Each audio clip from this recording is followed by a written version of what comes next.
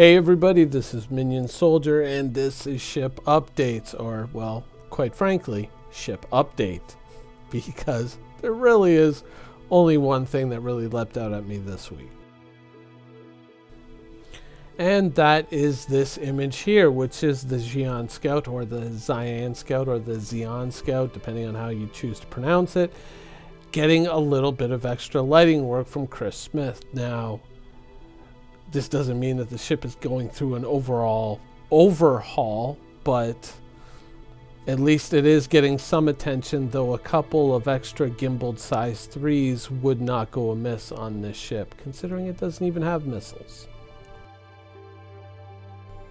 Now, the only real other piece of news that we've gotten this week is really a firm set of dates for the anniversary sale, which is, of course, November the 24th, next Friday, and then going on till December the 4th. Now, most of you already know the anniversary sale is a once-a-year event where they sell a lot of the ships that don't generally come up that often, if at all, during the rest of the year. And this is a great chance to go around and maybe look at your hangar and say, these are the ships that I'm not happy with, these are the ships that I'm really liking going into the future, and maybe consolidating your fleet or kind of getting rid of some of the ships that you're not too sure about anymore and moving into ships that you really now want. This is a good time to get things done like that. Now, over the last little while, I've been doing a bunch of shows leading into the anniversary sale, and I've been picking out certain ships in the Star Citizen lineup that I think are real standouts, and ships that are worth consideration. Depending on what career and what path you decide to choose, I've tried to pick from various different paths and professions and really pull out standout ships and show them off, because once again, the anniversary sale comes up.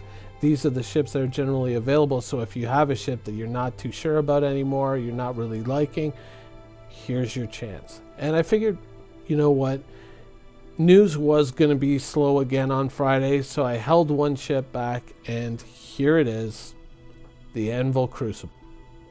Now, there are a lot of things in the Star Citizen universe that are open to conjecture and theorizing. Will this be possible? Will that be possible? Can you do this with this ship? Can you do that with that ship? But in Star Citizen, the one thing that you can be sure of is there's going to be combat. And along with that combat, there is going to be damage that is going to happen to your ship. And you're going to need something to repair it with. Now, in a previous episode, we were talking about the Starfarer and the Starfarer Gemini, and the possibility, if let's say you were to go out on a long mission, that you may need to bring a fuel source with you. If you're in unfriendly territory, chances are, if you've just been attacking them, they're not going to be willing to sell you gas to get home. And so bringing a Starfarer or a Star G along with you could help you resupply your fleet, extend its range, and help you bring it back safely. Well, the Crucible functions in pretty much the same way. It is a mobile repair yard, not just for your fighters, but also for your capital ships.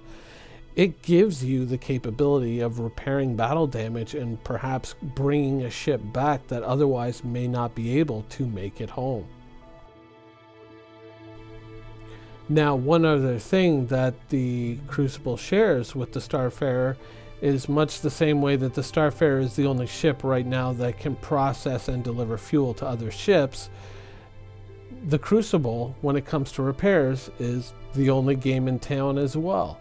It's the only repair ship out there, and it does have that little mini detachable hangar in there for repairing fighters. Presumably, if there isn't an Idris or a Javelin with a much larger hangar around, but it can forego that entirely and simply be used to repair capital ships.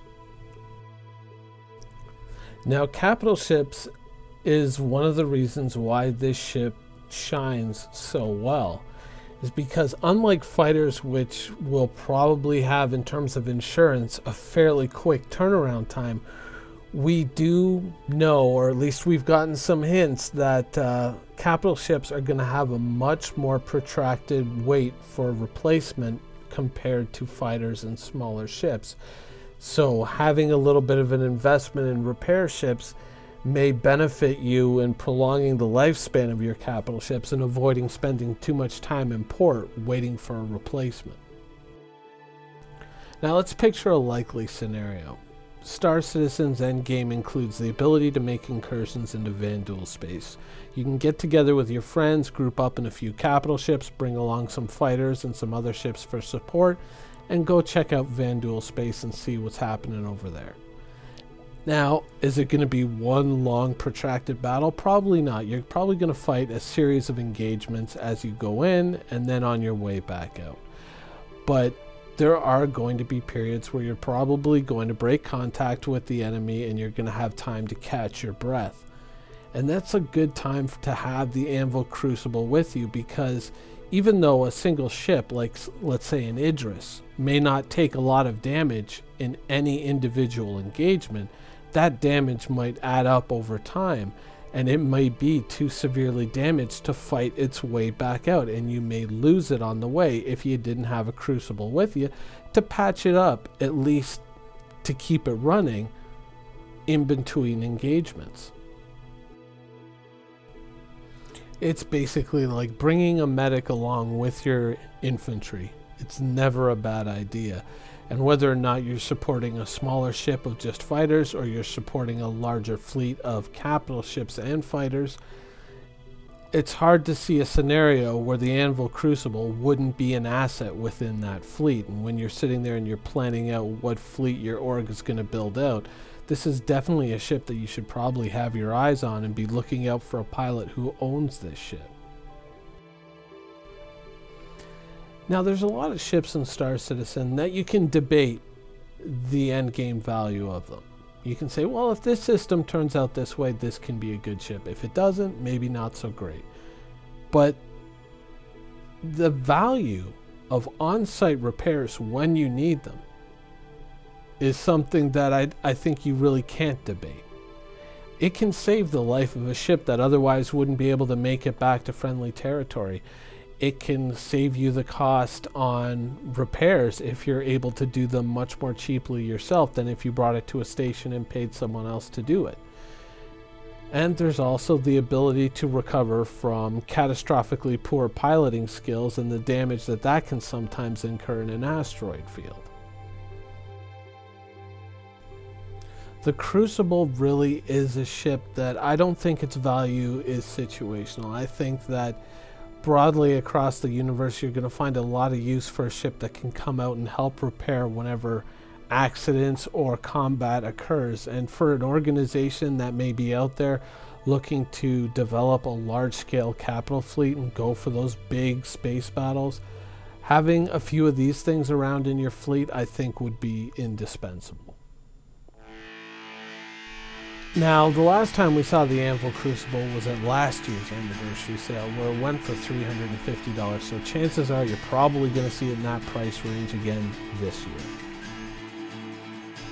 Hopefully by Monday we will have a definitive schedule and price list for this anniversary sale.